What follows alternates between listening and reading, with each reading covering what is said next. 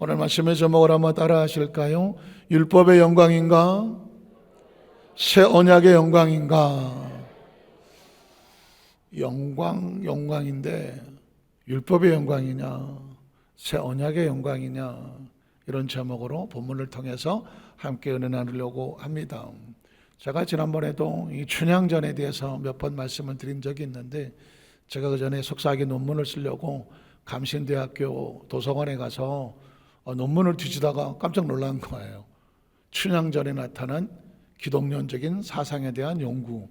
난 그때만 하더라도 무슨 춘향전에 기독론에 대한 연구가 나올까 약간 좀 의아하면서도 그 논문을 펼쳐보다가 착상도 새롭다, 어마어마한 세월이 지난 논문인데도 지금도 제 머릿속에 기억에 남아 있어요. 제가 오늘 말씀을 묵상을 하다가 요즘은 AI지 않습니까? 요즘 목회자들도 AI 교육받느라고 정신 못 차립니다. 앞으로 AI에 대한 것을 알지 못하면 마치 인터넷이 처음 나왔을 때 그걸 사용할 줄 아는 사람과 사용 못했던 사람은 세상이 달라졌던 것처럼, 컴퓨터가 제일 먼저 나왔을 때 286, 386, 486 할 때 이 컴퓨터가 뭔지 이거 접근을 못했던 사람들은 전혀 또 다른 세계가 있었던 것처럼, 이메일이라는 것이 나왔을 때 맨날 글로 쓰던 사람이 전자메일을 써서 보낸다는 거, 이게 도대체 뭔지 몰랐을 때 세상이 자꾸 바뀌고 있거든요. 지금 마치 그런 혁명적인 사건이 벌어지는데 AI예요. 인공지능에 대한 AI인데, AI도 챗GPT 4, 벌써 5 나오고 막 이러면서 이제는 인간이 알 수 있는 기능, 정보, 지식 이런 것에 대해서는 인공지능을 사람이 따라가지 못할 정도라고 하는 거죠. AI라고 하는 챗GPT라는 것은 다른 것이 아니라 전 세계에 있는 모든 책들, 전 세계에 있는 모든 책들을 한 곳에 모아. 어마어마하겠죠. 전 세계에 있는 책들을 한 곳에 모아서 데이터에다가 담아. 그 데이터에 담아서 그 필요한 정보를 빠른 시간 내에 제공하는 것이 그게 챗GPT예요. AI가 나오는 거예요. 물론 여러 가지 오픈AI서부터 쉽게 에스컵도 있고 여러 가지가 많이 있는데, 어쨌든 이 AI가 인공지능이 이제는 어마어마한 속도로, 지금은 그림, 글, 작곡, 작사 이게 좀 따로따로 하지만 앞으로 챗GPT5라는 게 나오게 되면 한 기능 안에서 아예 그것들이 다양하게 다 하게 된다. 그래서 요즘 목회자들 사이에서도 AI의 교육을 받게 되는데, 그러다가 보니까 이제 AI가 성경도 가르쳐주고 정보도 제공해주고 해요. 그래서 그런 부분에 대해서 어떻게 잘 사용하면 좋은 자료가 얻을 것이고, 그걸 잘못 사용하면 AI에게 밀린다, 그런 얘기도 나오는데, 제가 쳐봤어요. AI에게 춘향전을 성경적인 관점에서 분석해줘. 그랬더니 조금 있다가 차자작 하고 나와요. 요즘은 AI가 이런 것도 합니다. 근데 세 가지를 짚더라고요. AI가 춘향전에 나타난 성경적인 관점에서 분석하면, 첫 번째, 그 사람의 변함없는 사랑. 변함없는 사랑. 거기서 제가, 그래, 춘향전 하면 누가 주인공이에요? 춘향이가 주인공이지. 춘향이가 왜 주인공이에요? 그 변사또에 온 핍박과 유혹을 이겨내며 옥중에서도 절개를 지키며 이몽룡을 기다리는 그 사랑, 절개, 이런, 그게 마치 주제같이 보이지만 우리가 놓쳤던 게 하나 있어요. 그 춘향이를 잊지 않고 찾아온 이 몽룡이의 사랑도 만만치 않은 거예요. 그렇죠? 춘향이의 사랑도 만만치 않지만 이몽룡의 사랑도 만만치 않아요. 과거를 보고 급제를 하고, 그리고 암행어사가 되고, 당시 마피를 손에 줬으면 세상 무서운 게 뭐가 있겠어. 그런데 다른 거 없이 평양에 와서 그 춘향이를 찾으러 왔단 말이죠. 두 사람의 사랑은 변하지 않았다. 중요한 관점입니다. 그러면서 이 시대 속에서 그리스도인들의 변함없는 사랑에 대한 도전을 준다, 이렇게 얘기해요. 두 번째는 뭐냐면 정의에 대한 심판이었었습니다. 변사또가 그렇게 탐욕스럽고 탐관오리였는데 결국은 정의의 심판을 받는다. 권선징악. 혹시 아십니까? 혹시 여러분을 괴롭히고 고통스러운 사람이 있으면 내버려둬라. 나쁜 놈은 언제든지 당하게 되어 있다. 별로 반응이 없네. 춘향이가 변사또를 이놈을 죽여주시옵소서 하지 않았다. 스스로 그 잘못에 대한 대가를 스스로 초래했다. 그래서 권선징악은 선을 권하고 악은 징계하는 그런 메시지가 담겨져 있으니 크리스천인 땅의 삶을 살면서 절대로 악함을 손대지 아니하고 선하게 살아야 됩니다. 이게 지금 AI가 그렇게 분석을 한 거예요.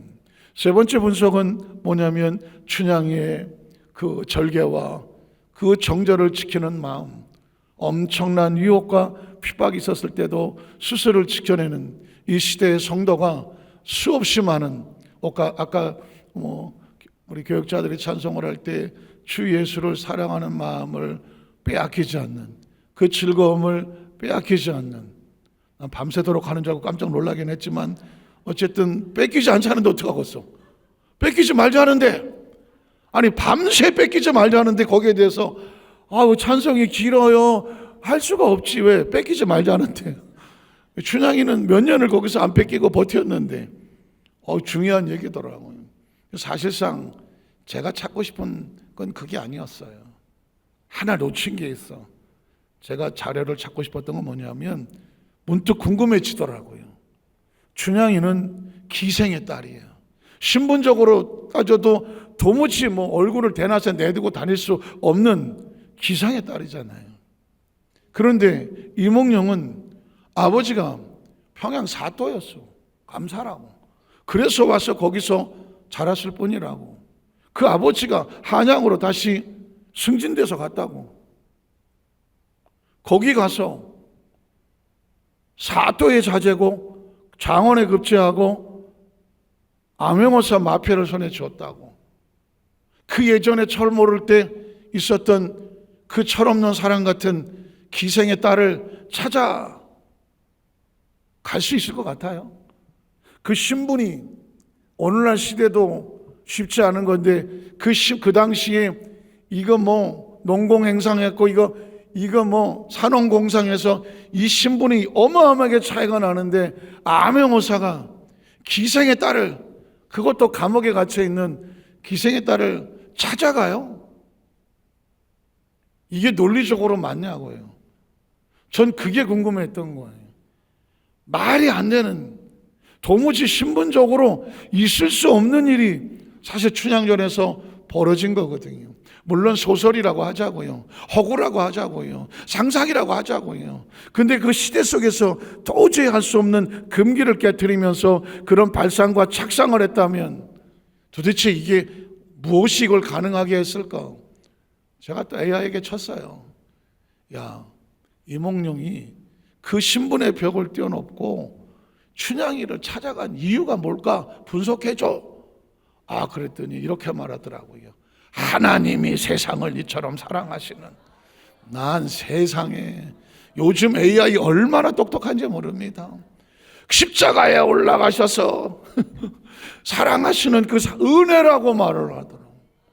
그러니까 신분을 초월해서 그 신분의 벽을 넘어서 누군가를 사랑하고 그 사랑을 변하지 않고 끝까지 찾아가서 약속을 지키려면 그건 은혜라고 말하더라고요. 이야, 똑똑하긴 똑똑한 놈이 하여튼 간에 제가 듣고 싶은 단어가 그 얘기였었거든요. 보십시오. 암행어사가 그 철모르던 시절에 손가락 걸고 약속했다고 하지만 기생의 딸인데요, 그걸 찾아가요. 그 춘향이를 옥에서 끄집어내서 거기서 끝나버리지만 그 춘향이를 데리고 다시 한양으로 가요. 자기 부인이라고 고관 대작들 앞에서 기생의 딸인 그 춘향이를 거기다 내놓고 할 수 있겠어요? 뭐만 가능해요? 계산 없는 사랑, 진짜 계산 없는 사랑, 한 사람 그 춘향에 대한 절대 존중, 그리고 그 약속에 대한 신뢰, 오랜 세월 속에도 변하지 않는 진짜의 중심의 사랑인 거죠. 진짜 사랑은 변하지 않는 거예요. 진짜 사랑은. 그래서 춘향이를 소중히 여기는 사랑의 절개보다도 더 그것만큼 중요한 게 뭐냐면 그 약속을 잊지 아니하고 신분의 벽을 넘어서 그 춘향이를 다시 찾아와서 회복을 시키는 이몽룡의 그 사랑 속에 있는 게 은혜. 그리고 그 은혜를 입은 춘향이는 기상의 딸에서 하루아침에 암행어사의 부인이 되는 신분이 조차가 달라지죠. 그렇게 읽었던 춘향전인데 이거는 새로운 차원에서 은혜라는 게 있구나. 제가 오늘 성경 본문에 율법적인 영광인가 아니면 새 언약의 영광인가, 여기서 율법과 언약이라고 하는 게 오늘 이 춘향전에서 나오는 이야기와도 비슷하게 매칭이 되더라고요. 율법이라고 하는 건 그 시대의 법률, 법규, 남자는 이래야 되고 여자는 이래야 되고 사또는 이래야 되고 기생은 이렇게 살아야 돼, 사회적인 편견, 선입견. 어떻게 암행어사가 기생의 딸하고 결혼할 수 있겠어? 말이 안 된, 누가 봐도 손가락질하고 저거 판단할 만한, 이게 율법이거든요. 언약은 뭐예요? 새 언약은 그런 것과 전혀 상관이 없이 중심과 진심을 담아서 약속해 낸 것을 반드시 지켜내고 마는 그 모습이 언약이잖아요. 이걸 다른 말로 말하면 육적으로 살 것인가, 영적으로 성령으로 살아갈 것인가. 우리 크리스찬들이 이 땅에 살면서 과연 우리는 어떻게 살아야 되느냐를 성경은 우리에게 질문하고 있는 거거든요. 성경은 고린도서 3장 6절에 이렇게 말합니다. 그가 또한 우리를 새 언약의 일꾼 되기에 만족하게 하셨다. 그러니까 그리스도와 우리는 무엇으로 약속이 되어졌다? 새 언약으로. 예수님을 구주로 믿으시면 아멘 하시기 바랍니다. 저는 어렸을 때부터 질문했어요. 예수를 믿는다는 게 뭐야? 나 예수 믿어요. 예수 믿으세요. 우리 그렇게 지금도 쓰잖아요. 그러면 질문합니다. 누군가 아무것도 모르는 사람이 당신은 예수를 믿는다고 하는데 믿는다는 게 도대체 뭐냐고 구체적으로 얘기해 달라고. 그렇게 말하면 뭘 믿을 것 같아요? 예수님이 구주가 되시는 것을 믿습니다. 그럼 그것도 부족해. 예수님이 구주가 된다고 어디 써 있어? 누가 말씀해 줬냐고. 그러면 성경에 기록한 대로 예수가 그리스도가 되심을 우리는 믿습니다. 그럼 성경은 누가 썼냐고. 성경은 도대체 누가 쓴 거냐고 물으면 어떻게 할까? 뭘 누가 썼는지를 알아야 거기에 대한 출처가 나올 게 아니겠어요. 성경은 하나님의 성령의 감동을 받아서 성령이 저자가 되셔서 말씀하시고 약속하신 그 말씀에 따라서 우리는 예수 그리스도가 나의 구주가 되신 것을 믿습니다. 그러면 구체적으로 그 전체에 뭘 믿느냐? 약속을 믿는 거죠. 하나님이 예수 그리스도를 말미암아 우리에게 약속하신 것, 그리고 성령으로 말미암아 기록된 약속의 말씀, 그게 하나님의 약속이잖아요. 그 약속이 우리로 하여금 새 언약의 일꾼이다, 이렇게 말씀해 주셨기 때문에 그 말씀을 믿습니다. 또 그 다음 절에 보면 율법의 조문으로 하지 아니하고 너는 이렇고 이러니까 내 부인이 될 수 있어. 마치 이몽룡이라면 나는 암행어사고 당신은 영의정 장의정의 무슨 장녀요 차녀요 신분이 맞고 무슨 뭐가 맞고 해서 남들이 봐도 아무 하자가 없기 때문에 당신은 내 부인이요, 이렇게 말하는 게 아니라 너는 계명에 따라서 1계명부터 10계명까지 하나도 어김없이 계명을 잘 지켰기 때문에 내가 이 율법의 조문으로 내 자녀가 되기에 마땅하다, 이렇게 하지 아니하고 무엇으로 하더라? 영으로 하더라. 성령께서 우리 안에 오셔서 말씀에 근거하여 우리가 죄를 지었고 불의하고 좀 연약함에도 불구하고 하나님의 성령에 기록된 말씀이 누구든 예수를 구주로 믿기만 하면 하나님의 자녀가 되는 권세를 우리에게 부어 주셨다고 말씀하셨으니, 그 약속은 성령이 하셨으니까 약속을 믿는다는 얘기는 하나님의 영으로 살아간다는 거죠. 영성으로 살아간다는 것입니다. 율법의 조문이라고 하는 것은 판단하고 정죄하니까 그 율법의 조문에 맞지 않으면 다 돌에 맞아 죽어야 되는 것이지만, 하나님의 성령의 약속의 안에 들어온 사람들은 다 약속을 믿고 어떻게 된다? 살아나는 거예요. 살아나는 거예요. 그래서 저와 여러분이 죄를 지었고 불의하고 부족하고 못났음에도 불구하고 죄 지은 그대로 못난 그대로 이 자리에 나와 하나님의 자녀 예배 드릴 수 있는 것은 하나님의 약속이 성령으로 말미암아 우리로 영의 사람이 되게 하셨기 때문에 그 말씀을 믿고 의지하여 이 자리에 나오는 것입니다. 믿으십니까? 믿으십니까? 만약에 계명을 지켜야 구원을 얻고 계명을 지켜야 네가 하나님 앞에 나올 수 있어 라고 말한다면, 우리는 이 성전에 나온 문 바깥에서 조마조마하면서 늘 마음 졸이면서 스스로 판단하고 정죄하고 고통 속에 살아갈 거라고. 오늘 성경은 저와 여러분에게 이렇게 말합니다. 율법의 조문은 죽이는 것이고 영은 살리는 것이다. 영은 살리는 것이다.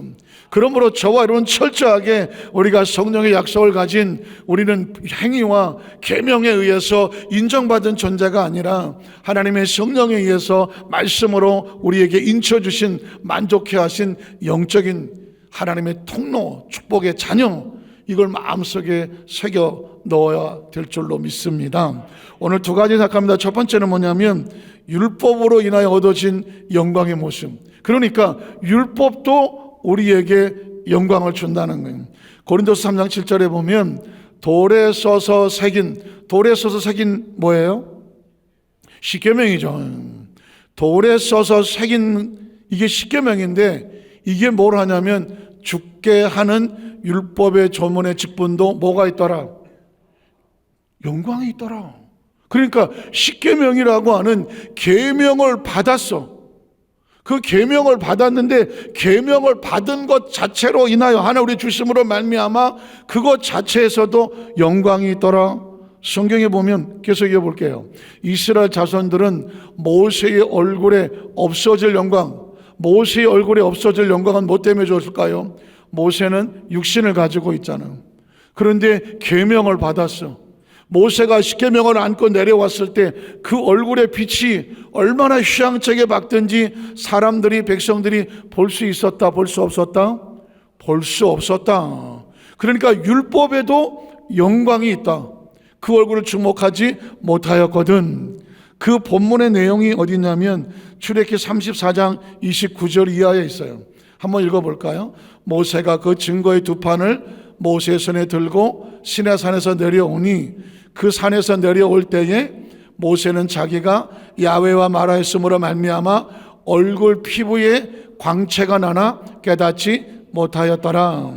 아론과 온 이스라엘 자손이 모세를 볼 때에 모세의 얼굴 피부에 광채가 남을 보고 그에 가까이 하기를 두려워하더니, 모세가 그들을 부르매 아론과 중에 모든 어른이 모세에게로 오고 모세가 그들과 말하니, 그 후에야 온 이스라엘 자손이 가까이 오는지라. 모세가 야훼께서 시내산에서 자기에게 이르신 말씀을 다 그들에게 명령하고, 모세가 그들에게 말하기를 마치고 수건으로 자기 얼굴을 가렸더라. 그러나 모세가 야훼 앞에 들어가서 함께 말할 때에는 나오기까지 수건을 벗고 있다가 나와서 그 명령하신 일을 이스라엘 자손에게 전하매, 이스라엘 자손이 모세 얼굴에 광채를 보므로 모세가 야훼께 말을 들어가기까지 다시 수건으로 자기 얼굴을 가렸더라. 이게 무슨 말이에요? 하나님의 이 계명을, 돌판을 받아서 그 말씀을 전하는 그 직분만 가졌어도 얼굴에 빛이 나오더라는 거죠. 그 영광을 받았다는 것입니다. 자, 그러면 제가 여기서 이런 질문을 한번 할게요. 오늘 지금 성경은 이 율법의 직분을 받은 것만으로도 빛이 나는데, 만약에 의의 직분을 받는다면 더욱 빛이 나지 않겠느냐? 그래서 지금 두 번째 장면이 나와요. 두 번째 장면은 뭐냐면 영의 직분으로 인하여 얻어진 영광의 모습이다. 8절에 보면 자, 하물며 아까 말씀드렸죠. 모세가 십계명을 받았어. 그걸 백성들에게 전하려고 하니 하나님을 만났다는 것만 해도 모세 얼굴의 피부에서 광채가 나와서 백성들이 모세 얼굴을 볼 수가 없었어. 그래서 오죽하면 얼굴에다 수건을 뒤집어 썼다고 그래요. 오늘 성경은 우리에게 말합니다. 율법을 받아서 전하기만 해도 빛이 났어. 그런데 또 다른 직분이 있는데 의의 직분이 있어. 이 영의 직분이 있는데 영의 직분은 더욱 영광이 있지 아니하겠느냐. 자, 정죄의 직분, 율법을 정죄라고 말해요. 정죄의 직분도 영광이 있은즉 의의 직분은, 은혜의 직분은 영광이 더욱 넘칠 것이다. 영광되었던 것이 더 큰 영광으로, 다시 율법으로 말미암아 영광되었던 것이 은혜가 들어오고 하나님의 영이 충만해지니까 더 큰 영광으로 말미암아 이제 더 이상의 영광이 될 것이 없으나 없어질 것도, 육신의 빛이 나던 영광도 말미암았은즉 길이 있을 게 뭐예요? 영의 영광, 은혜의 영광. 의의 영광을 받은 사람은 더욱더 앞으로 어디 가운데 있을 거다? 영광 가운데 있을 거다. 쉽다, 어렵다. 이게 도대체 무슨 말인지 사실 쉽지 않아요. 아니, 이 육의 영광이 다르고 영의 영광이 다르다. 제가 고민을 했어요. 이걸 어떻게 해요? 자, 다시 춘향이 불러옵니다. 자, 춘향이하고 이몽룡이 한양을 갔어. 살다 보니까 이게 부부간에 평생 우리 집은 한 번도 안 싸웠다. 하나도 없어? 나도 손 내려야지. 이 사람들도 어느 날부턴가 조금 이제 뭔가가 좀 이제 약발도 떨어지고 그래서 이제 싸우기 시작을 했어. 대판 싸웠어. 춘향이하고 이몽룡이 대판 싸웠어. 그 대판 싸웠다가 이몽룡이 생각해 보니까 아씨, 내가 어쩌자고 저 눈깔이 뼈나 씨, 내가 저 기생딸을 데려다가 이 사서 고생을 하나. 밤새 술을 처먹고 그냥 엎어져 있어. 왜 그랬을까요? 이게 은혜가 있었을 때는 저 평양이라도 찾아가서 옥중에 있는 춘향이를 끄집어다가 같이 있는 것만 해도 행복한 거야. 판단이 안 돼. 정죄가 안 된다고. 신분을 따지지 않고 무슨 약점을 따지지는 않아요. 근데 은혜가 떨어지면 이제 사람과 뭔가 싸움이 생기고 비판이 생기고 분석을 하기 시작하고 뭔가 정죄를 하기 시작하면 하나하나 상대방의 약점이 보이기 시작하는 거예요. 아니, 나는 아버지가 사또고 내가 암행어사 출신이고 지금 고관대작인데 저건 장모라고 월매거리고 이런 기생집 딸하고 현실이 보이기 시작하잖아. 아유, 내가 저거를 땅을 치고 후회를 해. 춘향이는 어떻겠어? 내가 저런 걸 믿고 옥중에서 그렇게 내가 버텼나? 내가 죽이려니 지막 뭐라고? 왜 지나간 과거를 후회를 하겠어요? 뭐가 떨어지니까? 은혜가 떨어지니까. 상대방에 대한 은혜가 떨어지고 감사가 떨어지고 사랑이 떨어지고 이게 떨어져 나가면 어떻게 되냐면 모든 것이 어두워져요. 자, 춘향이는 암행어사 부인이 됐어요. 이몽룡이는 암행어사예요.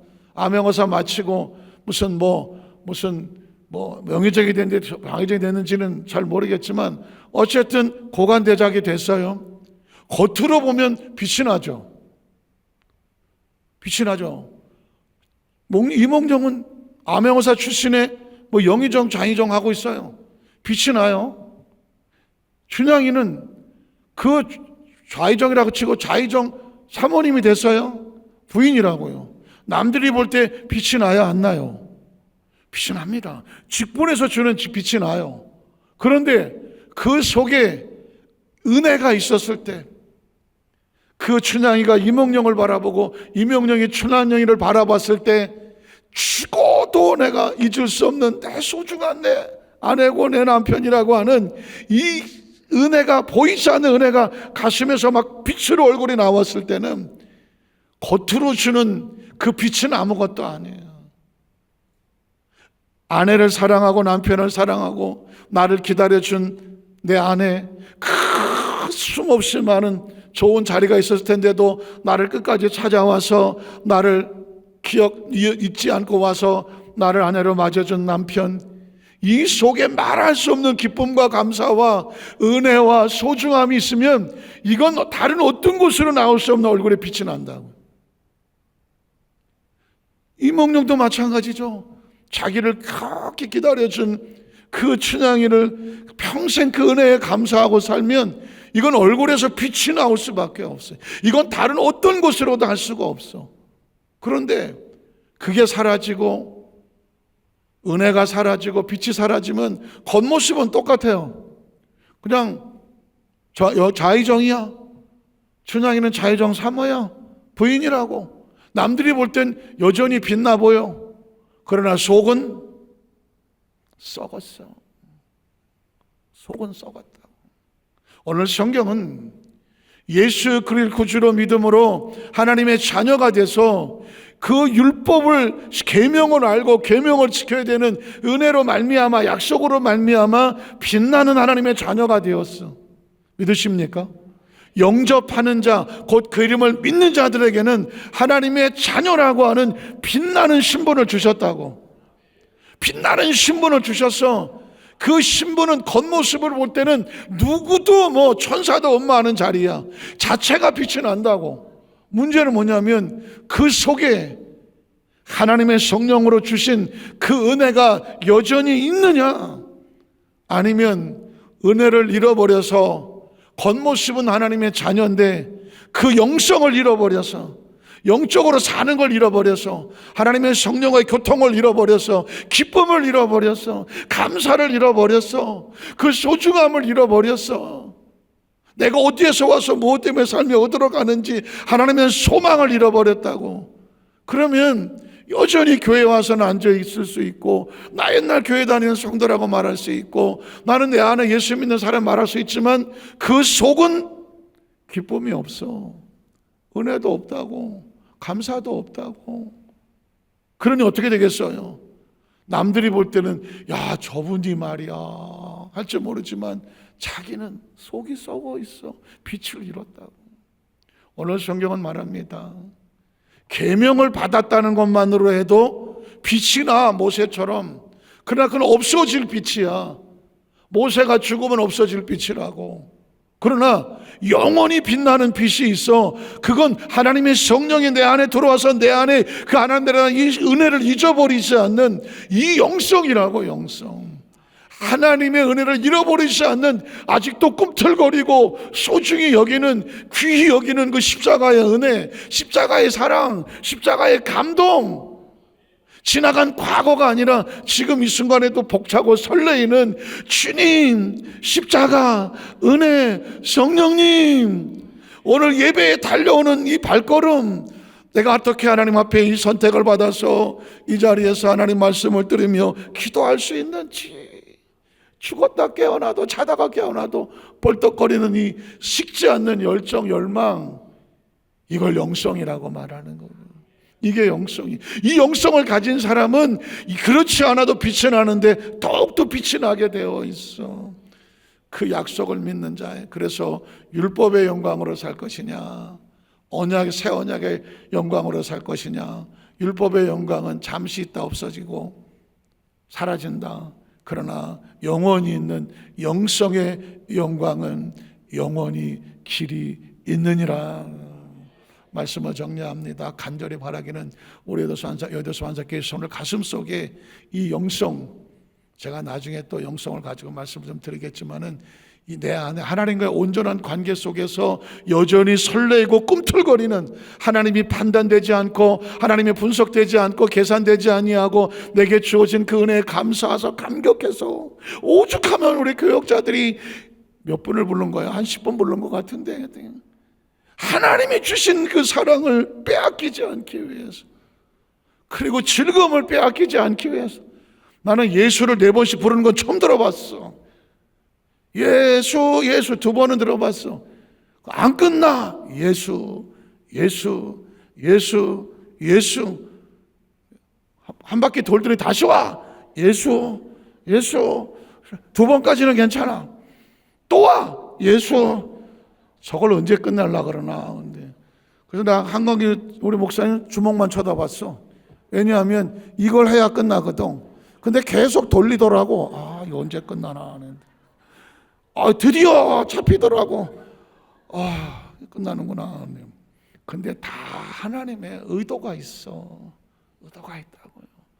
하나님 예수님 그 주신 주 예수님에 대한 사랑 빼앗기지 말라고. 그 즐거움 빼앗기지 말라고. 그 기쁨과 즐거움을 빼앗기면 얼굴에 빛이 사라져. 그러나 그 즐거움과 기쁨을 빼앗기지 않으면 내 안에 예수가 4번이 아니라 40번, 400번, 4만 번이 꿈틀거리면 그게 영성이고 그게 우리를 빛나게 하는, 왜냐하면 예수님이 새 언약의 주인공이시기 때문에. 우리 소환자께 모든 손을 가슴속에 그렇게 이 빛으로 충만하시기를 주님의 이름으로 축원합니다. 기도하겠습니다. 전능하신 하나님